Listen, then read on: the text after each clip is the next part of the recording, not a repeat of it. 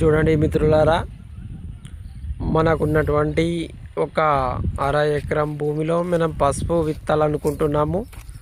కాబట్టి ఈరోజు నేను ట్రాక్టర్ ద్వారా ఈ పశువుల ఎరువును కొట్టిపించాను.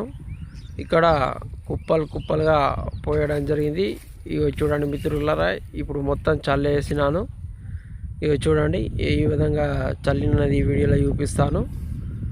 ఇక్కడ చూడండి మిత్రులారా, ఈ అన్ని పెద్ద నాగన్లు పెట్టింది ప్లవ్ వేయడం జరిగింది. ఈ ప్లవ్ వేసిన దాంట్లో నేను చల్లడం జరిగింది.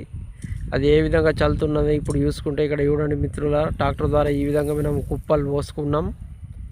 చిన్న చిన్న కుప్పలు పోసుకున్న తర్వాత ఒక పార, తర్వాత ఈ ఒక గమేల చేతిలో పట్టుకునేది తీసుకొని ఈ విధంగా వీడియోలో చూపిన విధంగా మనము పార ద్వారా ఆ పశువుల ఎరువును ఆ గమెలోకి ఎత్తుకోవాల్సి ఉంటుంది. ఇక చూడండి మిత్రులారా, ఈ గమెలోకి ఎత్తుకొని మనం ఇప్పుడు చల్లుతున్నాము మిత్రులారా.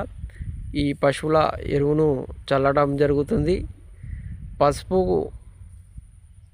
వృద్ధి చెందాలంటే తప్పనిసరిగా ఎరువు పోయాల్సి ఉంటుంది. కావున మనం ఈ విధంగా పశువుల ఎరువును చల్లడం జరిగింది.